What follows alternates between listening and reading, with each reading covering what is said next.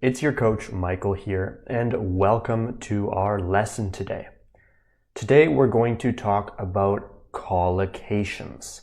Now, maybe you've heard this word before, maybe it's completely new to you, but regardless, we're going to learn a bit about what collocations are, why you need to know them, and I'm also going to give you a list of some common collocations.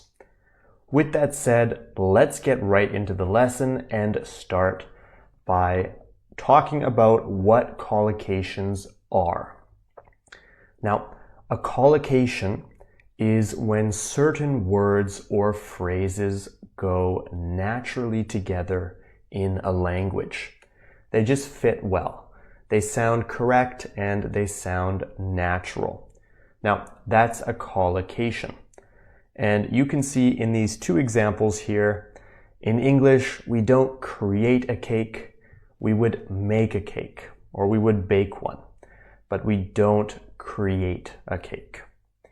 And same with the second here, we call it fast food. Not quick food, but fast food.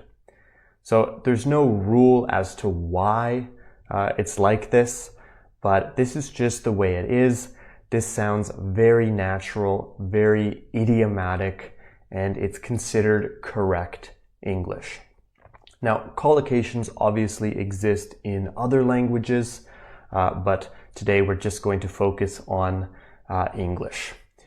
Now, what happens if you don't use collocations correctly?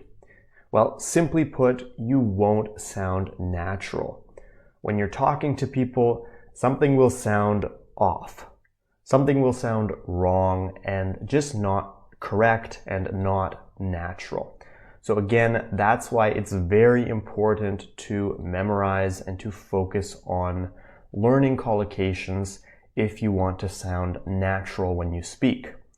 And many collocations in English actually involve these three words: to do, to make, and to take. And many students confuse these words. The reason for this is actually because in other languages, often there's no difference between them. But in English, we use them differently, and this can cause problems for students. Now, how should you actually learn collocations? Well, unfortunately, the only way to learn collocations is to memorize them individually. There's no other way around it. It's just the way it is. You do need to memorize them. Now, if you've been with us for a while, you might remember the polyglot method. So all the polyglot method is a few techniques to memorize and retain new vocabulary. So some strategies to help you. You can use these for phrasal verbs, you can use these for idioms, but of course you can also use them for collocations. Now, some of these strategies you might remember include purposeful conversation, self-talk, example sentences, and flashcards. Now, if you haven't watched the masterclass on the polyglot method, don't forget to do that. I'm going to put a link to that in the description of this lesson, so you can watch that and study these strategies to help you memorize. So if you haven't seen that video yet, if you haven't seen that masterclass, no worries. Make sure to watch that, and that's really going to help you memorize and retain new vocabulary. And lastly, I just want to say it is better to memorize words in groups instead of memorizing them individually. And that's exactly what a collocation is. It's a group of words. So it's better to memorize them together. It will help you retain that information in your brain.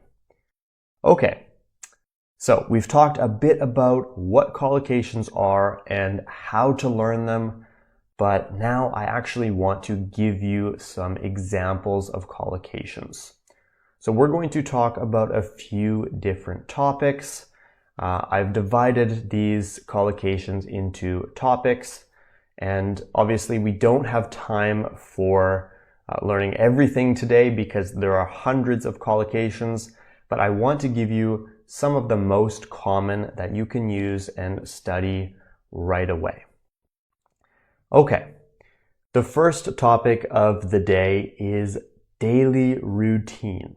So things you do on a daily basis. Let's look at these together. We have these three words here: breakfast, lunch, and dinner. Now, we do not take breakfast. We do not take lunch, and we do not take dinner. Instead, we eat or we have breakfast. We eat lunch. We have dinner. Okay, so this is the correct way of saying this, and this is the incorrect way, the incorrect collocation. Same with traffic. We say heavy traffic. We don't say strong traffic. We say heavy traffic. We do our homework. We don't make our homework. We do our homework. Again, look at the difference here between do and make. In some languages, there is no difference, but in English, there is here. We use them in different contexts, so it can get confusing sometimes for students. Okay, to make a phone call. We don't do a phone call. We don't have a phone call, really. We just make a phone call. And lastly, we don't do shopping. We go shopping, okay? We go shopping. Now, of course, as always, I'm going to upload a reference sheet with all these collocations so you can study and memorize them on your own. Okay, let's move on to our next topic here, which is food and drink.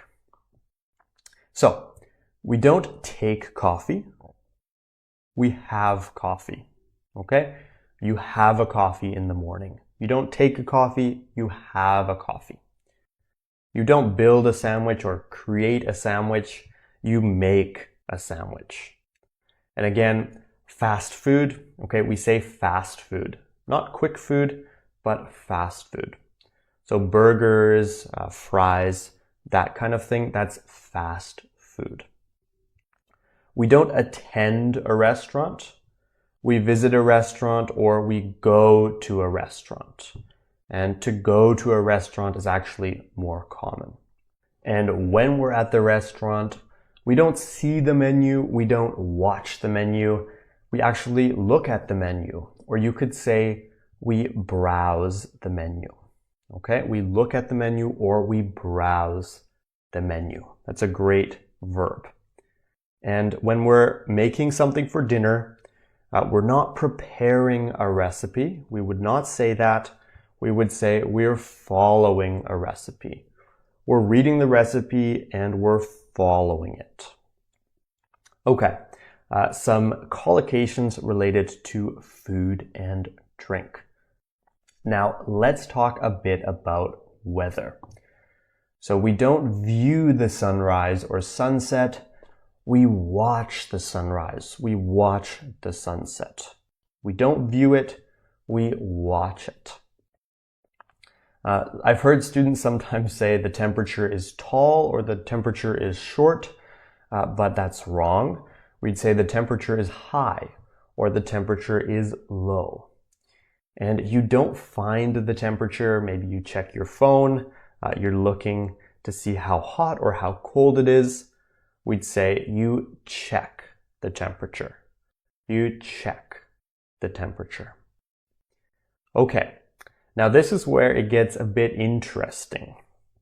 So we'd say there is strong wind. We wouldn't say heavy wind, we'd say strong wind. But we would say heavy rain or snow. So it's actually the opposite here. We would not say strong rain. We would not say strong snow. We'd say heavy rain or heavy snow. But we'd say strong wind. So I know that can be a bit confusing.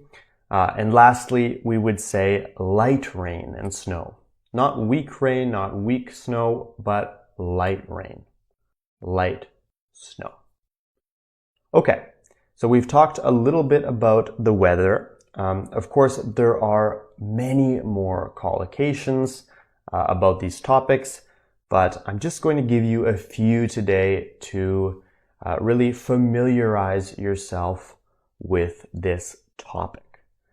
And lastly, I want to talk to you about work. I want to give you some collocations you can use in business contexts. For example, a meeting, right? We'd schedule a meeting or we'd arrange a meeting. Same with appointment, right? You schedule an appointment, you arrange an appointment, you attend an appointment. You can also do this with a meeting as well. You can postpone, you can delay, or you can put off an appointment to later. You can cancel an appointment. You can call off an appointment. So it doesn't happen. It's canceled. It's called off. And after the appointment, if you want to talk about the next steps, about the future, we'd say you follow up after an appointment. You follow up. Okay, so you can set up a call, you can schedule a call, and you can arrange a call. When you pick up the phone, we'd say you take a call. And the more informal way of saying that is you're hopping on a call. All right, let's look at a few more here. So when it comes to presentations, we would say you prepare a presentation. You prepare a presentation. When it comes to deadlines, you can either meet a deadline or you can fail to meet a deadline. So that's the opposite, right? When you don't meet a deadline, we'd say you failed to meet the deadline. You can set a goal. You can obviously meet or fail to meet a goal, or you could say you can achieve or fail to achieve a goal. So again, these are opposites. When it comes to campaigns, we would say you run a campaign. And lastly, when it comes to results, you can deliver results, or you can achieve a result. And of course, you could also say you failed to deliver or you failed to achieve. That would be the opposite, and that's also correct. Okay, so we looked at a few different topics. I don't have time to give you any more right now. As I said, there are hundreds of collocations in English, so that's obviously too many to learn in one lesson. However, you can download the reference sheet, study these collocations. Maybe some of them you knew already, maybe some of them are new to you, but the priority should be identifying the ones that are new and the ones that you have problems with and working on implementing those in your daily speech. Now, I'm also going to put a link to the masterclass on the polyglot method, so you can watch that masterclass and you can learn some of the strategies to help you memorize not only these collocations, but also phrasal verbs, idioms, and vocabulary in general. I hope you found this lesson useful, and if you have any questions, just be in touch with me or a member of my team, and we will be sure to help you. I hope you have a wonderful day, and I will see you in the next lesson.